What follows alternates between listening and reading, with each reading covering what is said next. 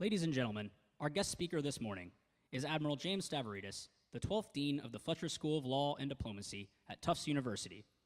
A Florida native, Admiral Stavridis attended the U.S. Naval Academy at Annapolis and spent over 30 years in the Navy, rising to the rank of 4-star Admiral. He led the NATO alliance and global operations from 2009 to 2013 as Supreme Allied Commander with responsibility for Afghanistan, Libya, the Balkans, Syria, piracy, and cybersecurity.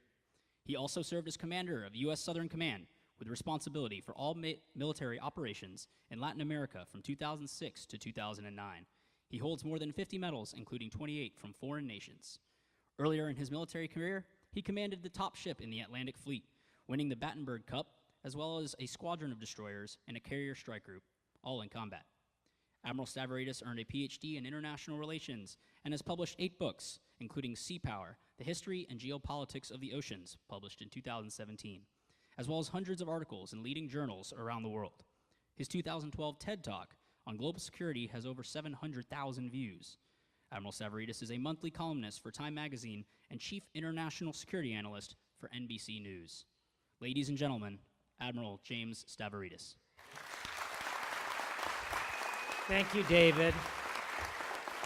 Let me start by getting this down to a normal person's height. People hear that introduction and invariably they say, I thought you'd be taller than you appear to be. Well, it's spectacular to be so close to the ocean and to be with you on this kind of cool spring day in California. I think Mark Twain said the coldest summer I ever spent was a winter in San Francisco. I came here first in 1979 when I was just commissioned, just like this group right here. My first duty station was Mare Island, right here in Vallejo. I was going to missile school, but mostly I went up to Napa Valley every weekend.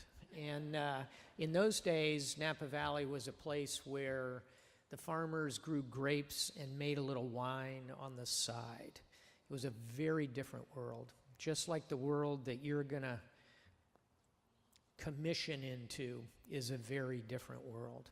So when we do the commencement speech in a couple of hours, I'm gonna talk about the oceans.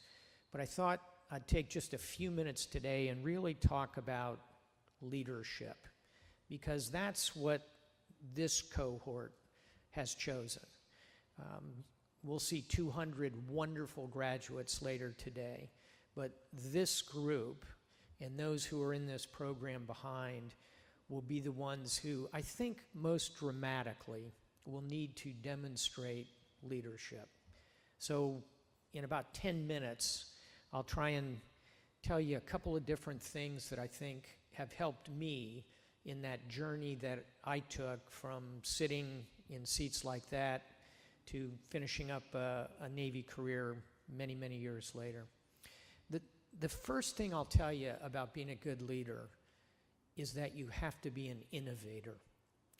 You have to think about the new. Stephen Jobs, who built Apple, in many senses, the most innovative company in history, used to say, and he was right, that the difference between followers and leaders is innovation.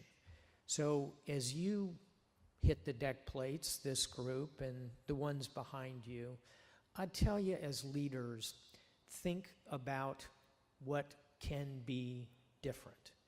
And I think, for example, Admiral Cropper has done that brilliantly here over his 6-year tenure. And I'll close on innovation by saying innovation can be kind of as small as a Post-it, inventing that idea. It can be as big as a moonshot. It can be as crazy as the idea of putting airplanes on a ship. Think about that for a minute. That innovation involved about a century ago and has changed warfare and changed the way we think about the oceans. So, innovate. Second, Good leaders are communicators. They know how to give a speech. They know how to do a presentation. They know how to write an article. Those are the mechanics. But good leaders build a strategic message. They think about what they want to communicate before they start picking up the pen to write the message. So as communicators, I would say to you, before you decide what you want to say to that division of sailors standing in front of you, think about not how you're going to do it, but what you want to say. And above all, as communicators, recognize that communication is not a megaphone going in one direction. It's a bridge that has to go back and forth. So innovation, communication, and I would argue the third great skill for leaders is collaboration. It's working with your teammates, especially with your peers. You know, so often I see people who want to be leaders who sort of spend a lot of time looking up the chain of command, trying to please the boss, and they don't spend enough time thinking about their peers. We all think about our subordinates, but that peer group, that ability to build teams, is crucial to leadership. My very good friend, General Stan McChrystal, who worked for me in Afghanistan, was a master at this, and you see it especially in the special forces. But I will tell you, great leaders are collaborators. They instinctively want to build those teams. And I'll close on collaboration by asking you to imagine for a moment in your own mind what that collaboration would look like. And most people would think a crew team, everybody kind of rowing together. I don't think that's right. I think that's the wrong image. Real collaboration is a lot messier than that. People move at different speeds. They draft on each other. Sometimes they compete, sometimes it's pure collaboration. It's more like a peloton, a cycling team. That kind of collaboration is the kind of leadership collaboration that I think you'll find, and I'd encourage you to put emphasis on that as you come along through the ranks. So innovation, communication, collaboration, three terrific tools for leaders. But all of that has to rest on a baseline, a base. It has to rest on integrity. Integrity. And in that regard, as I conclude these brief remarks, I want to tell you about a photograph. When I was a young captain, I was serving in the Pentagon, working for the Secretary of the Navy, and one of my classmates brought me a photograph of a World War II destroyer with a ship's company in ranks in front of it. And he said, "Jim, look at this beautiful photo." And I thought, yeah, that's a nice photo.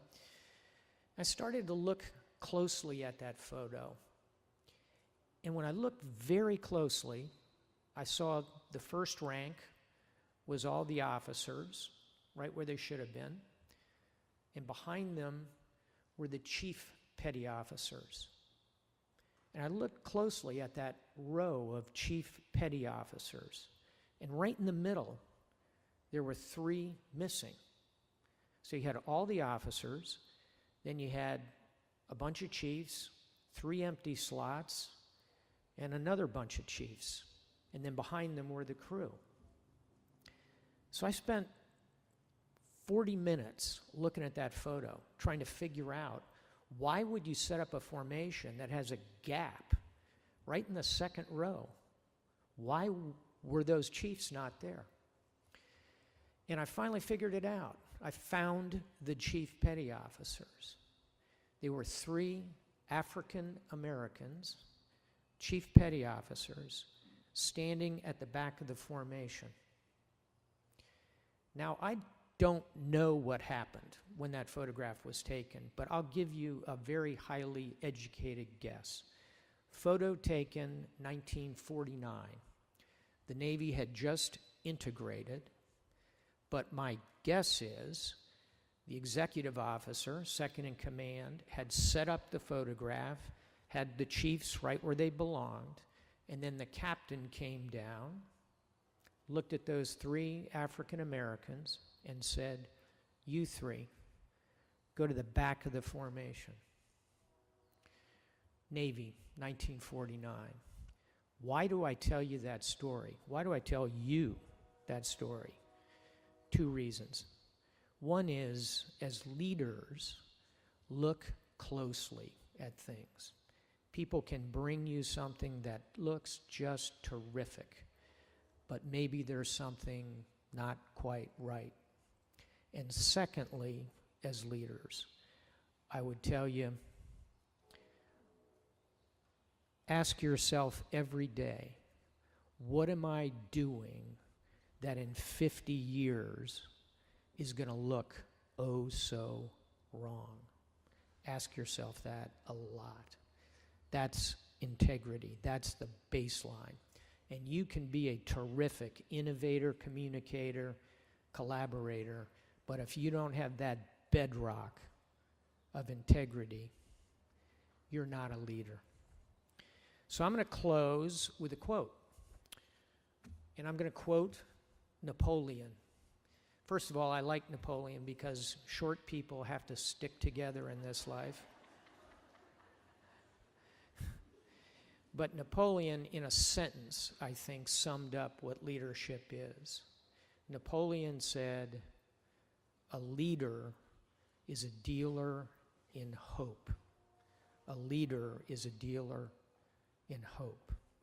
Too often I see leaders at every level who try to lead with fear, who try to tell us everything's wrong, follow me. Leaders are dealers in hope. And I hope that's the kind of leaders that all of you will be. Thank you very much. Congratulations.